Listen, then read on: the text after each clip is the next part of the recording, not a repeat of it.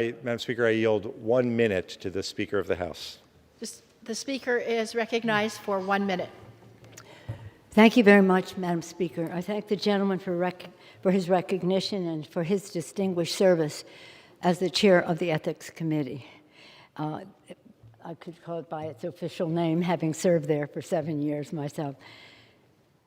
Madam Speaker, I rise today as the Speaker of the House of Representatives, an institution that was designed by our founders to be the people's house, a house constantly invigorated by accountability to the people every year, a place where slavery was abolished, a place where we have taken our men and women into service to protect freedom and democracy throughout the world, a place where Medicare, Medicaid, Social Security, and so many institutions meeting the needs of the American people were established. The list goes on and on about the distinguished nature of the House of Representatives. Maybe 13,000 people have been elected to this body over time, only a few hundred women, but all very distinguished. And great heroes of our country have served in this institution, including President Abraham Lincoln. That was before the chamber was the meeting ground. It was when the Statuary Hall was where his desk is memorialized to this day, the place where his desk was. So when we come to this great institution, we understand that there are 435 members of Congress, but only one from each district. Only one of us represents these thoughts, aspirations, dreams, fears, and hopes of our constituents. There is no bigger privilege for any one of us in the House, be it Speaker, Whip, Leader, any of the titles that our caucuses may bestow on us, that is as prestigious as to saying, I speak for the people of my district, in my case, the District of San Francisco. So when we come here, we have a responsibility to uphold a high standard of integrity, decency, and respect for this institution. The Constitution charges us to be accountable to the people, and we must represent the United States House of Representatives in a spirit in which our constituents and all Americans should be very proud. House Rule 23 provides for our Code of Official Conduct.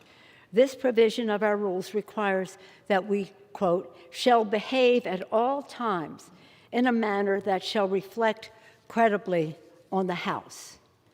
Sadly, extremely disturbing actions taken last week by a member of Congress threatening another member wildly violate this standard. These actions demand a response. We cannot have a member joking about murdering each other or threatening the President of the United States. This is both an endangerment of our elected officials and an insult to the institution of the House of Representatives. It's not just about us as members of Congress. It is a danger that it represents to everyone in the country. If you're viewing this and thinking, well, when you run for Congress, you get threats and the rest, you're expected to get them from your colleagues. But nonetheless, the example set in this House is one that is viewed across the country. Women across the country particularly feel vulnerable if insults of the nature that existed in this House are allowed to stand. I'll speak about that in a moment. Again, when a member uses his or her national platform to encourage violence, tragically, people listen to those words, and they may act upon them. Words spoken by elected officials weigh a ton. People hear them very differently. As the resolution that the committee is putting forth states, depictions of violence can foment actual violence and jeopardize the safety of elected officials, as witnessed in this chamber on January 6, 2021. It is inconceivable that a member of our community here would wish to repeat the violence of that dark day, that deadly day. As a woman, Speaker of the House, I want to be clear. These threats specifically target a woman a woman of color, which is part, as the resolution states, a global phenomenon meant to silence women and discourage them for seeking positions of authority and participating in public life.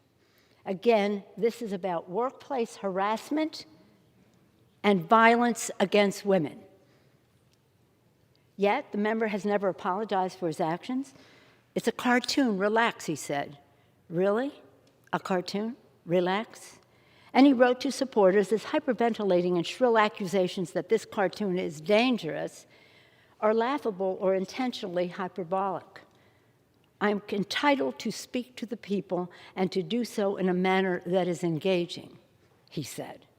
Really? Is it engaging to depict killing a colleague or anyone? It's not just about members of Congress. Anyone, threatening anyone. Disguising death threats against a member of Congress and a president of the United States in an animated video does not make those death threats any less real or less serious.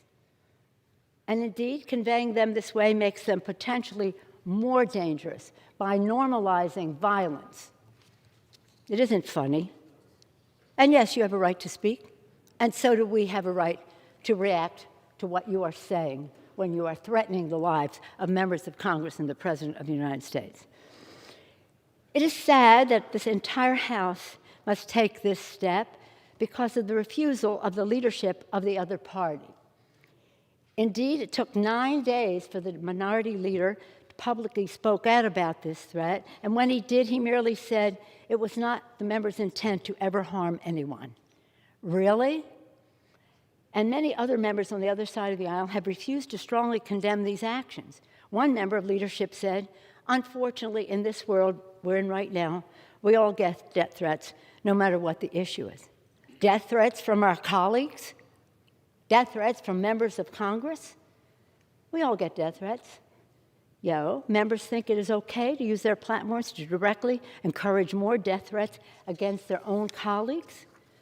The resolution on the floor today is about accountability.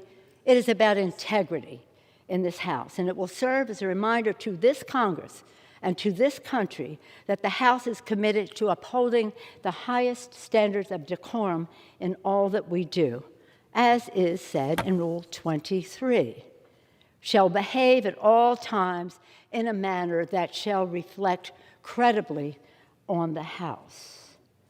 In our actions, we must be mindful of all who make up our congressional community, including not only members, but also the committees, the committee staff, the institutional staff, and thank you for your service, the custodians of the Capitol Police, and others.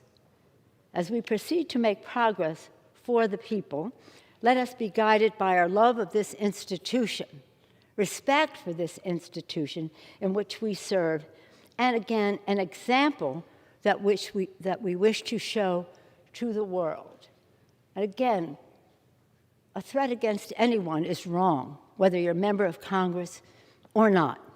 So this is just about the example, again, that is in total violation by the action of the members. Yes, indeed, Madam Speaker, it is a sad day for the House of Representatives, but a necessary day so that we can, again, behave at all times in a manner that shall reflect credibly on the House.